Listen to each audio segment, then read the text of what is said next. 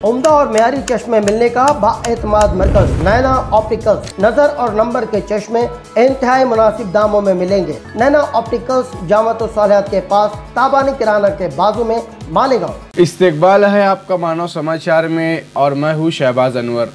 मालेगांव में रेत माफिया के खिलाफ तहसीलदार ज्योति देवरे की ज़बरदस्त कार्रवाई। मालेगांव 11,000 कॉलोनी के पास, जो कि मालेगांव म्यूनसिपल कॉरपोरेशन की मिल्कियत है, पर गैर कानूनी तौर पर मिट्टी की खुदाई और नकल व हमल के हवाले से शिकायत मौसूल होने के बाद तहसीलदार मालेगांव ने 26 सितंबर 2025 को इलाके का मुआयना किया। मुआयना के दौरान पता चला कि मज़कूरा जगह से गैर कानूनी तौर पर मिट्टी की खुदाई और नकल व हमल की गई है।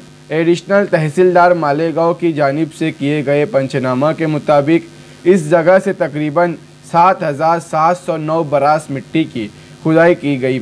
इस सिलसिले में महाराष्ट्र लैंड रेवेन्यू कोड 1966 की सेक्शन 748 की दफात के तहत गैर कानूनी तौर पर मादनियात ज़ख़ीरा करने के मामले में कॉरपोरेशन को हिदायत दी गई है कि वो नोटिस मिलने के 8 दिनों के अंदर दफ्तर में तहरीरी वजाहत पेश करे। इस मुकर्ररा मुद्दत में वजाहत पेश ना की गई या वजाहत तसल्ली बख्श ना हुई तो जुर्माना की रकम ज़बरदस्ती वसूल करने की कार्रवाई की जाएंगी। मज़कूरा गैर कानूनी खुदाई और नकल व हमल के नतीजे में मिट्टी की मार्केट वैल्यू और जुर्माना समेत कुल 5,47,34,650 रुपये का जुर्माना आयद किया गया है।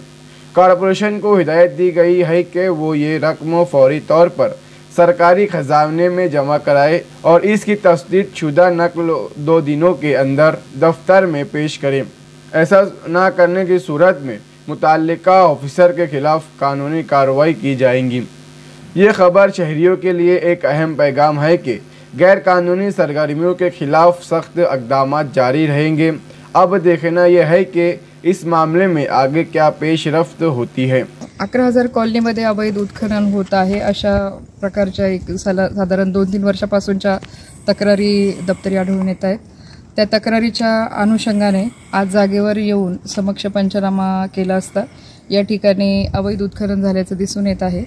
त्याचप्रमाणे ही सदरची मिळकत जी आहे ही महापालिकेची आहे आणि महापालिकेच्या मिळकतीत IHSDPचे जे काही घरकुलाची योजना आहे 11,000 खोल्यांची ती या ठिकाणी राबवण्यात आल्याचं दिसून येत आहे आणि त्या घरकुलांच्या तिथेच ह्या अशा प्रकारचं अवैध उत्खनन झाल्याचं दिसून येत आहे। आम्ही त्याचं मोजमाप घेऊन पंचनामा केलेला आहे आणि या संबंधाची योग्य ती कायदेशीर कारवाई आम्ही करत आहोत।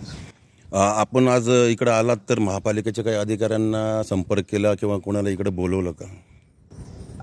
माननीय आयुक्त साहेबांना मी या संदर्भात संपर्क केला आहे आणि ही माहिती दिलेली आहे, पण त्यांचा काही कोणताही प्रतिनिधी किंवा ते अजून या ठिकाणी पोहोचलेले नाहीत। अच्छा, आपली पुढची आता ही कारवाई आज झाली तर पुढचा स्टेप काय राहणार आहे आपली? आता याच्यात मोजमाप होऊन जितकं बेकायदेशीर उत्खनन झालेलं आहे, आता आम्ही पंच आहे त्या ठिकाणी आणि पंचांनी सांगितलं आहे की हे 2-3 वर्षापासून हे उत्खनन चालू आहे आणि यामध्ये माझ्या म्हणजे मी तर सद्यस्थितीत रुजू झालेली आहे, पण माझ्या मागच्या तहसीलदार यांनी आयुक्त साहेबांना हे लेखी पण कळवलेलं आहे की ही जागा तुमची आहे आणि त्या जागेचं प्रोटेक्शन करणं ही आपली जबाबदारी आहे, अशा पद्धतीने त्यांनी कळवलेलं आहे। त्यामुळे आम्ही पुनश्च आता महापालिकेला याची जी काही दंडात्मक कार्यवाही आहे याची नोटीस महापालिकेला देणार आणि हे जे काही धोकादायक या ठिकाणी झालेलं आहे यावर अत्यंत तातडीने खबरदारीचा उपाय करण्याचं लेखी पत्र मी आता या ठिकाणी महापालिकेला देत आहे। साहेबराव आत्माराम बोरसे बोलतो, महाराजाचे पंच म्हणून। हे जे काही चाललंय 2-4 वर्षापूर्वीचंच आहे आणि त्यानंतर मॅडमांना माहिती पडल्यानंतर मॅडम स्पॉटवरती हजर झाली।